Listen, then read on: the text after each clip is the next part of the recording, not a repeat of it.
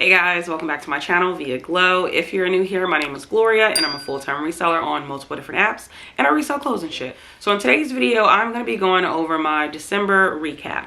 Now, I like to do this monthly, so if you're new here, this is something that I do every month. I like to reflect on the past month. So I actually like to go over how many items I've listed for that month, how many items actually sold on each platform, and then I like to talk about $30 and over sales that I've made for that month, and then I'll do a recap at the end and just about wrap up whatever that month entailed. All right, for starters, I listed 351 items for the month of December. Now, I did not meet my 400 goal, but that was 2 days that I missed out on listing, which is actually not bad, given the fact that it was Christmas on that Monday, and then also a day that I needed to celebrate my son's birthday. So it just kind of worked out, but I'm just 50 items shy for the month, or technically 49, which is not bad. I think I got pretty close to a goal when I typically only list about 240. So I did get a little close. So I sold a total of 151 items, and broken down, that is 65 on Poshmark, 56 on eBay, and then 30 on Mercari. December was actually my third highest month of the year, which was amazing. I was actually shocked when I did my numbers because I didn't think that it was gonna even add up, but it ended up being a great month. So next we're actually gonna go over some sales that I made over $30. Now, since I am a volume seller, I do sell a lot of items between $15 to $28. So I don't have that many $30 sales because it's like so far in between, but I sell so many items and then I sell them for a little bit less. So, you know, I'm not even gonna sit here and lie to y'all and say that I'm really working on a higher ASP. I really don't mind it. Like, I'm very content with what I'm making every month, but now I'm in the growth phase in my business. So of course I'm ready to start making more, but I don't want to stress myself out about like, I need to find items that is only gonna sell for over this amount and stress myself out. So I'm still gonna continue doing what I'm doing as far as sourcing 100 items a week and listing 100 items a week. And it's been working so far. December went great, and I feel like since it was just like the start of me doing the 400 listings a month, it really did put me in a great position to, you know, start off 2024. All right, so first we're gonna start with Poshmark. The first thing to sell over $35 was this new to me brand called Ozark Trails. This was just like a shacket. Shackets, it seems like they're gonna be popular forever. This was a quilted style, and I think that was the reason why it sold, but it sold for my full asking price, and we love that. This was a 𝕬𝕀 jacket. So this one had everything you want in an item that you are going to be taking a risk on. It was velour. It was a little long line. It was like a pea coat. It had embroidery on it. I do think it was a smaller size, but I listed this one a little high and somebody sent me a $40 offer, and I thought that was very reasonable for an old label 𝕬𝕀. Now, 𝕬𝕀 has two different labels. One is the old one, which is this one, and then one is the new one. So I typically wouldn't pick up old label 𝕬𝕀, but this one had an exception. This is a Good American bodysuit. I sourced this at a regular thrift store. This is an LL Bean jacket. I was sad that I couldn't fit this, but I guess it's a good thing because I did lose a little weight. But I ended up selling it, and somebody sent me a $40 offer. I accepted it, and LL Bean is just a great brand to sell in the wintertime in general. This is a pair of Athleta pants. I picked these up at a regular thrift store. I knew that I was gonna sell them between $30 to $40. That's what comps were telling me anyways. So I listed it at 45 in hopes to get about 35 for it. But somebody sent me a $30 offer, and I was like, that's totally fine, and I accepted it. This is a pair of Good American denim jeans. I actually sourced this at a regular thrift store as well in hopes that I would get at the very least about $45 due to the fact that it was a size 18. However, we all know that skinny jeans is just slowly moving out. She's not out the door yet, but she's slowly moving out. And yeah, I was happy to get that 30 because these have been listed since the summertime, and for me that is too damn long. So this was a bundle deal. I believe this one actually sold for $83. One of the brands was a Kimmy Can, another one was 𝕬/MEO Collective, Wrangler jeans, and a Liza J dress. Yeah, I would pick all of these items up again, except the Wranglers. Those took a while to sell. I think I sourced those like in the spring, and they just sold. So yeah, I was happy to see that one out the door. This is a Paige maxi dress. I was happy to find this when I initially found it, and then it got no attention. And I listed this in the summertime, so I knew that it was going to sell in the summertime. It absolutely did not. So when I received the notification that it sold for $33, I was actually really happy because I'm like, okay, at least it's getting out the door. But I guess this is more of a knit dress, so it makes sense that it didn't sell until the wintertime. This was a style pickup. I had never picked this brand up. It's called Casper, which is like a vintage brand. It is like a I'm about to say an old lady brand, but I'm sorry, I don't mean to say that. It is a mature brand. That's the word I'm looking for. But this style, to die for.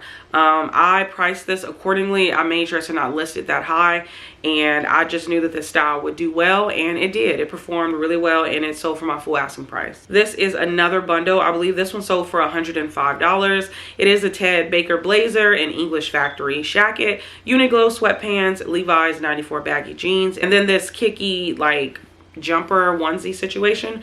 I have been sitting on that Ted Baker blazer for a while, so I was happy to get that one out. The English Factory brand is a new to me brand. I've been picking up a piece here or there. I noticed that it does get attention, but I think that it is specific items that will sell from the brand, and I think maybe I've been pricing mine a little too high. But yeah, the other pieces, they were decent. The Kiki was a new to me kids like, you know, jumper brand, but the comps on it was okay. This is a Vuori like quarter zip. Vuori is like the poppin', super poppin' athletic brand at this moment. It is literally ahead of Lululemon right now. And honestly, I get their fabric confused with Beyond Yoga. Their fabric feels the exact same. It's very buttery soft and it feels really good. I had contemplated keeping this, but I was like, girl, sell that. So I did, and I found this at the bins. I was shocked. I actually saw the logo, and I think that's why it's so important to familiarize yourself with brand logos, because sometimes you won't see a tag, and you know, this one was there, and some people didn't know that this was Vuori, so we love that. This is a new to me brand called 𝕎𝔼𝔼𝕂'𝕊. I heard of this from a YouTuber, and I remembered, I put it in my back pocket. I was like, okay, I need to be on the lookout for this swimwear brand, and the brand is called 𝕎𝔼𝔼𝕂'𝕊, and this one sold within a few days of me listing, and that was a really quick turnaround. This is a Skims robe. Again, love Skims. Skims has a 100% sell-through rate for me, so I always pick it up, even if it's a little damaged. And this one's picked up at the bin, so this was a really good flip. This is an Eileen Fisher cardigan. This one I was a little reluctant on picking up due to the fact that it was like flawed, and then it also was like a shorter cardigan. I don't think I've ever sold a cardigan this short from Eileen Fisher, especially in their plus sizes, but this one sold for my full asking price within like a few days, so this was a really good flip. This was a pair of Veronica Beard jeans. I was so excited to find these. I think I sourced these at a regular thrift store, and I didn't really care about the style, I'm gonna be honest. And this one sat for a very long time. I did have it listed pretty high just because it's Veronica Beard, but I finally accepted a $35 offer just to get it out the door, and I don't know if I pick this brand up again. $35 is actually not bad, but I think I paid like $7 or $8 for it, so you know, we'll see. This is a pair of Abercrombie & Fitch jeans. I believe this is like the high-rise ankle straight. I would pick this up again. I think this particular brand is having their moment right now, so I think I'll find anything that is like trendy or current, and I definitely will try to sell it.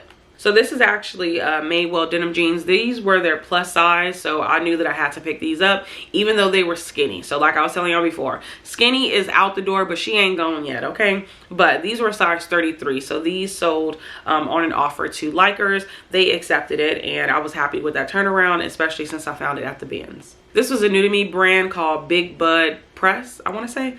This was definitely something that I was excited to find when I saw the label, because I had remembered another YouTuber had talked about this brand, and I got familiar with that tag. So when I saw it, I'm like, wait a minute, I know I've seen this before. And this one didn't take long to sell, maybe within like 2 days, I want to say. But I did receive that $85 offer, and I thought about it, and I thought that it was going to be a really good return on my investment due to the fact that I got it from the bins. This is a pair of Madewell pants. These were actually new with tags. Sourced these at a regular thrift store, and I received a $30 offer, and I accepted it. So this was a good old bundle deal. This was a Madewell top and a pole sweater. I had just listed them both, and they bundled and asked me could I send the offer together, and I was like, of course. So I did that. So this one sold for $44. This is a White House Black Market blazer. I typically do not pick this brand up. I think I've picked it up one other time trying out their knit blazer. It is still here. So when I saw this one, I definitely checked comps on this specific item, and the sell-through rate and the comps were really good. I think I listed this one in either November or late October, and I got an instant $20 offer, and I was like, absolutely not. So then I ended up looking at it again because I think I had it priced a little bit lower, and I knew that I wanted to get $40 for it. So when I looked at comps again to just refresh myself after I received that $20 offer, I realized I had it priced just a little bit too low. So I bumped up the price on all of the marketplaces, and this one ended up selling for $43 with the discounted shipping. So I think that worked in my favor. This is a John Mark top. Again, I said this was a 100% sell-through rate brand for me. It 100% is. No matter what size I've picked up, as long as the style is like loud and in your face, it's gonna sell 100%. All right, so this is a bundle deal from one of my subscribers. Hey girl, hey. She has been shopping, okay, and I appreciate her. But this was a 3-piece bundle, and one of the items is a rusty dusty dress. The other one is a Levi chambray top, and then the last one is a J. Jill pair of knit pants. The next one is actually Good American. This is the jumpsuit that I remember hauling, and this one took maybe like a week and a half to sell. Pretty good turnaround, or maybe less than that. I can't remember. My memory is just shot, y'all. But this one sold, and I was kind of upset about the price point, but you know what? It's from the bins. $56 is actually a great return. These are a pair of Juicy Couture pants. I was actually happy to find these at the bins. I've been able to flip all of my Juicy Couture items. I don't think I've had any item that sat for a long time. And this is just a classic flat pocket like butt situation. So I knew these were going to perform really well. This is a 𝕃𝕊𝕆𝕊 pair of trousers. I picked this brand up at a regular thrift store. I think I've found this brand like twice, actually, yes, twice before. One of them was flawed. I think I sold the shoes for like 90 bucks. I sold the sweater for like $20 because it had a big ass hole in the back that I completely missed at the bins. So this one, found it at a thrift store. Didn't want to price it too high, but thinking back on it, I probably could have and just sat on it, but they ended up taking that good old deal of $35.99 after that 20% off. This is the next bundle that I received from the same buyer. So she ended up bundling the Faded Glory jacket, which was like a vintage jacket, and I'm thinking that it might have been from the 70s. I tried to do research on it, but I couldn't find anything. So I don't know if it's like a one-of-a-kind piece, but it is what it is. And then it was a J. Jill knit top, and then a Sigrid Olsen top as well, and then a Story, which was a new to me brand. I picked it up strictly off of style. The tag looked like it was interesting, so I picked those up, and we bundled it and gave her a $75, you know, offer. So that was a good one. So this is a Lululemon one size, I don't know, I guess poncho. I sourced this at the bins as well. This one ended up sitting for a little while. I have got a cardigan over the summer, and it sold within 2 days. And I was just like, oh, great, we love that. So when I found this one, I'm like, oh, this one's gonna flip too. Absolutely not. But I'm happy with the price point. I think $40 is great. This is a smart wool like turtleneck situation. Sourced this from a regular thrift store. It did have a hole, so I did drop the price down. But smart wool, even with holes, will sell, so pick it up. This is another bundle that I received from the same buyer. She bundled a We the Free top, Madewell jeans, and Brandy Melville, and then a Torrid top.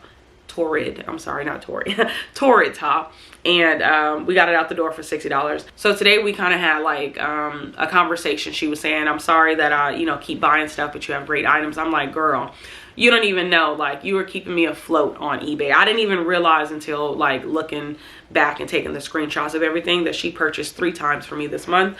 I'm just appreciative. I'm appreciative of all the sales that come in. As long as I'm not getting any low balls, I'm gonna accept it for the most part. And this was a John Carlisle leather asymmetrical jacket. Wow, I forgot to put jacket on the title. I'm wondering, is that why people couldn't find it? All right, so a little story behind this. Buyer asked for additional measurements. I took photos of the additional measurements. She receives it within a few days. She puts in an item not as described, takes photos with measuring tape showing that the item that I said, the measurements were wrong. So I was like instantly annoyed. I mean, I was incredibly annoyed because I'm like, this is a great sale. I got this from the bins. And then I started to think like, okay, relax. This item brand new is $600. Okay, that's number one. It is new tags. It is brown leather. Okay, you'll be able to sell it again, so chill out. So of course I send her a label, and I'm hoping now that since everything didn't work out, I would have got my money back for the label. But anyway, send her a label. Within 2 weeks, I'm noticing like, okay, when is the item coming back? But I initially wanted to reach out, but I decided not to. I received a message and she tells me, hey, I dropped the item off. I'm not really sure why it's not tracking, but I'll update you if I get anything. So I'm like, okay, thank you so much. Another, week and a half passed by. We're getting closer to the cutoff date. So we're like maybe a couple of days away. And she reaches out to me again and she's like, hey, I actually went to the drop box that I dropped this item off at, and the box is gone. So, I don't know where the package is. So I'm hoping that it's going to make it to you and whatever. So at that time, I'm like, this is very odd. And I was wondering, I'm wondering if somebody put like a fake FedEx drop box so they can steal people packages, which would be a great, I mean, it's not a great thing, but if you were a scammer like that's something to think about. But I just thought that it was very strange. Like, how do you put an item in a drop box, FedEx drop box, and then out of nowhere you go back to that same spot and the whole box is gone? Wild, right?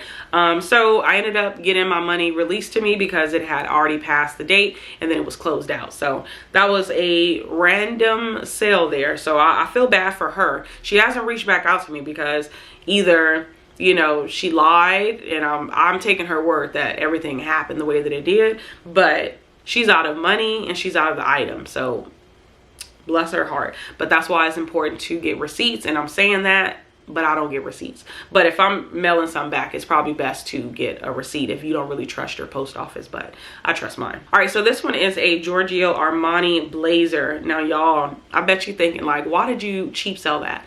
Let me tell you. So this one is vintage. Okay, so that already was something. It was like a cream color with like a pink stripe to it, and it had a big ass flaw right here. Now the problem for me was that I saw that flaw at the bins and I was like, oh, I'll be able to get that out. Do you think I got it out? Absolutely not. So I was like, you know what, let me just drop the price. So I ended up dropping the price, and I just waited. I think somebody did come in and try to send me like a $20 offer on Poshmark, or $15, and I was like, absolutely not. $30 is like a really good price point for this item, so that's what I'm willing to sell it at. So I waited, and this one sold within maybe like 2.5 weeks. Didn't take long to sell. I probably, like I said, cheap sold it, but I'm happy that I was able to get it out the door, and I did get it from the bin, so I'm fine with that sale.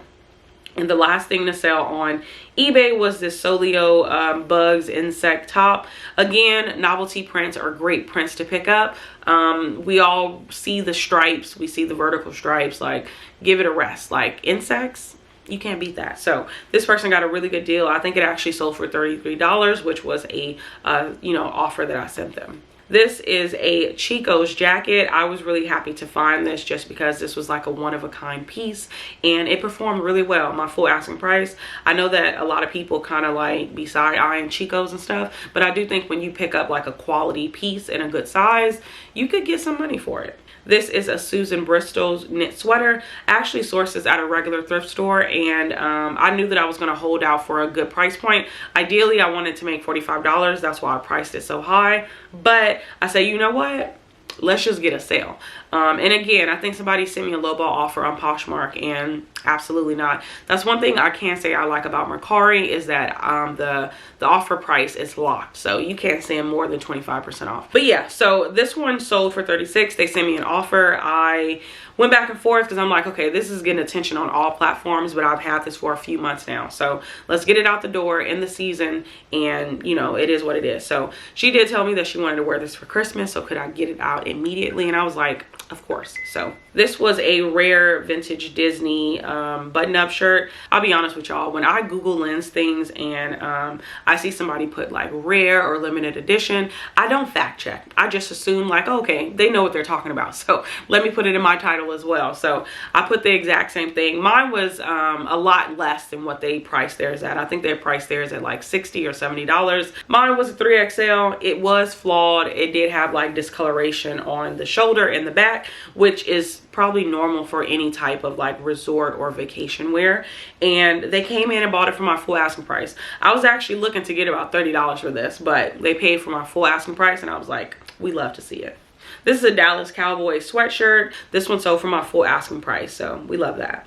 This is a Shinty and Parker sweater that I sourced at the bins. So happy to find it. It was in excellent condition, and I was shocked that anybody would leave this behind. Like, what's going on with y'all? So this one was listed, I want to say, at $85. I think I didn't drop the price on this one when I cross listed it, just because I wanted to still get over $60 for it. So they sent me a $66 offer, and I was like, hell yeah. So we got that one out the door. This one is a pair of Judy Blue jeans. Again, this one sold for my full asking price. Love Judy Blue jeans. I personally love them as well. I do have a pair. I've owned Judy Blue jeans for like the past 3 years now, and they're just the best pair of jeans. I feel like once you find a pair that you are like loving, it's a wrap. They fit you comfortably. I actually need to buy me some more. But anyways, yeah, this one's a good sale. This is a Free People dress. This is an item that I sourced at that thrift store when I bought that Susan Bristol cardigan that I just showed. This one sold for $40. I did have this one priced really high. This goes back to what I was saying about Madewell. I do not find like Free People in extra large. So if I find Free People in extra large, the price is definitely going to be up. Now, if this would have been a size small, I probably would have been able to sell this for like $20 to $25. But since it was a size extra large, we priced it kind of high, and I think I sent out an aggressive offer and they accepted it. This is a Her Universe Doctor Who jacket. Again, if you see this, pick it up. Pick it up, and then when you get home, you can check the comps.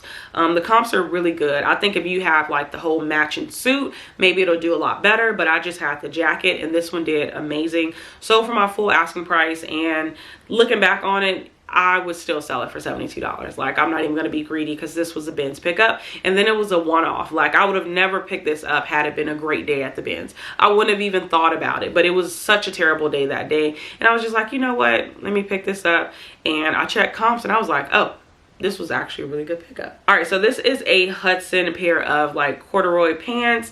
This had everything going for it. It was brown, it was flare. I don't think it was high rise. Oh no, it is high rise. But I use like groovy, and corduroy is actually in right now, so this was just a no-brainer pickup. So I have these priced at $40, and they sent me a $32 offer, and I was like, oh, of course. This is a Lulu's maxi vacation dress. I picked this up a few months ago. This one did take maybe like 2 months to sell, but I was really happy with this one. The same thing happened. Had it priced at $40, and they sent me a $32 offer, and I was like, absolutely, it's yours.